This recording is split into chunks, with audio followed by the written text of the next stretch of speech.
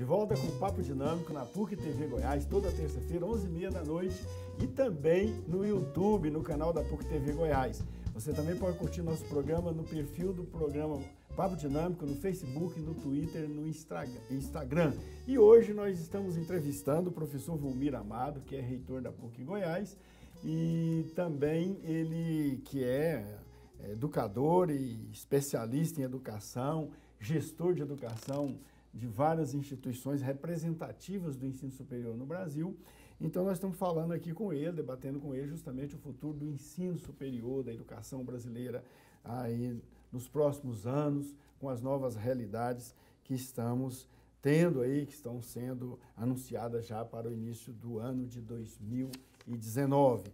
Professor Volmir, em relação, a gente fala muito aí, vê falar muito, e a própria PUC Goiás tem implementado a chamada metodologia ativa, ou as metodologias ativas, que procura justamente integrar toda a metodologia de ensino-aprendizagem com as novas tecnologias. Isso é o futuro mesmo da educação no Brasil? Eu penso que isso é o futuro da educação, mas também é o momento da cultura. Para quem não lida com educação, talvez metodologia soa como algo só técnico.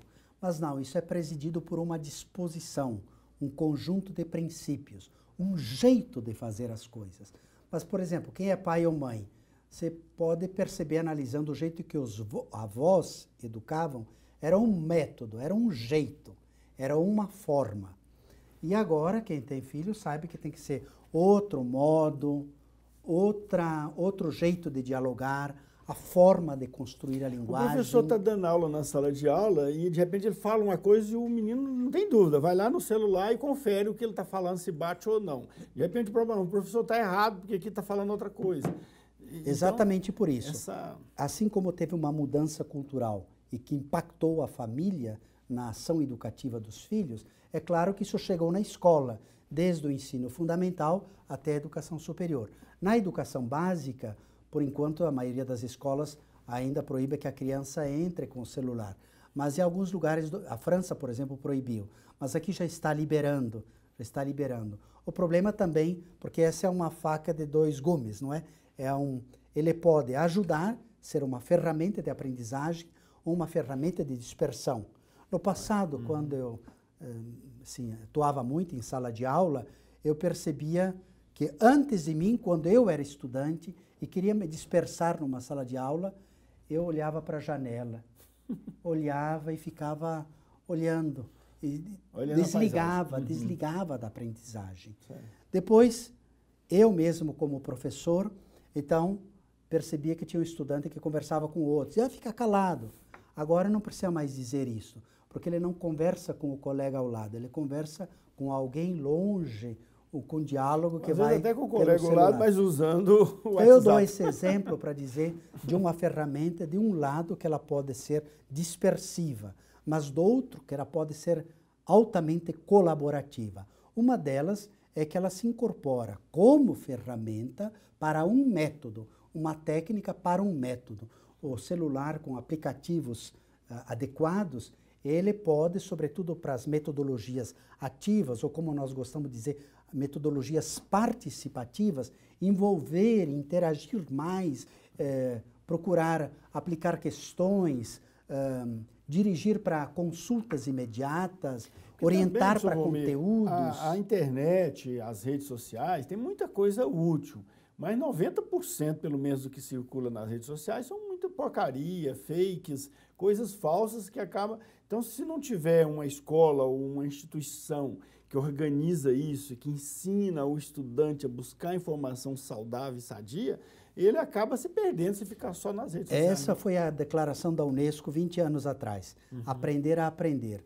O grande desafio não é propriamente repassar um conhecimento, mas ajudar a pessoa a ela aprender aonde encontrar e como ela vai distinguir naquilo que encontra o que é verdadeiro do que é falso, o que tem base científica e o que é opinião de um ou de outro, porque é um volume enorme de informações, então é preciso a capacidade do discernimento, da seletividade, da integração dos conteúdos, da reformulação crítica e criativa e depois de uma nova proposição mental, espiritual, prática que se desdobre na vida.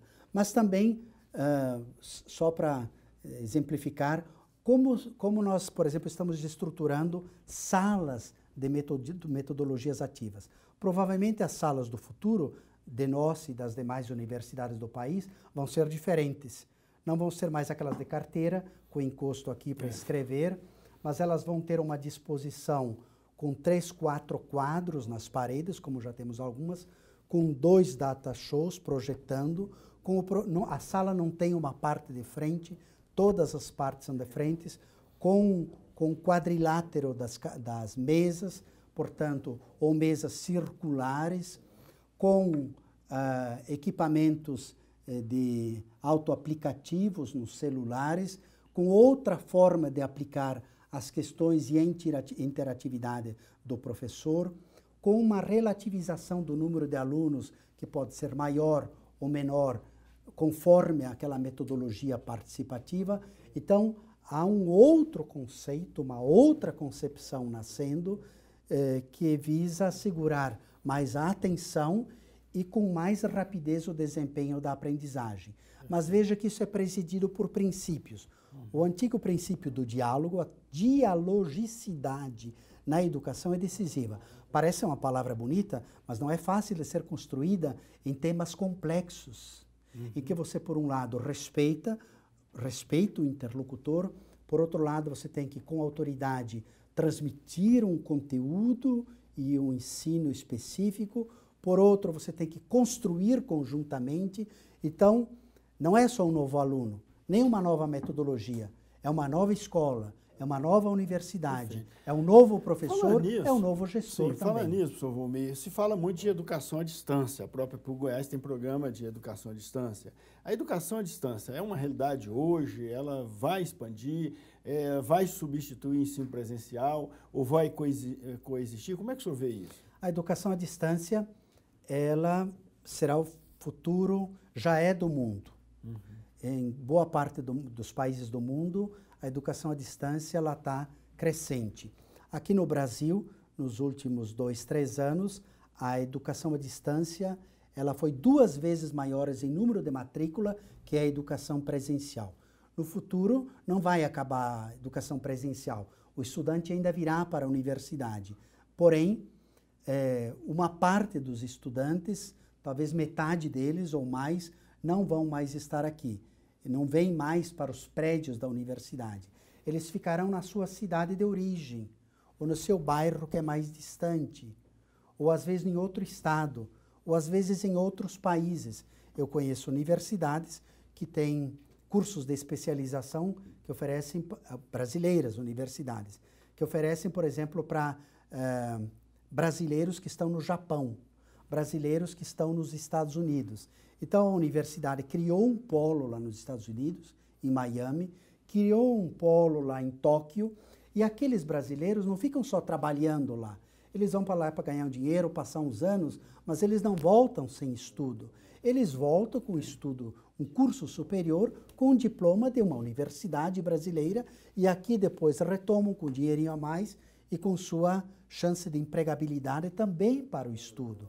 Também é possível, eu imagino, que o próprio ensino presencial tem uma parte, né? Isso já acontece aqui na PUC, 20%, digamos, de algumas atividades ou disciplinas já são feitas de forma à distância.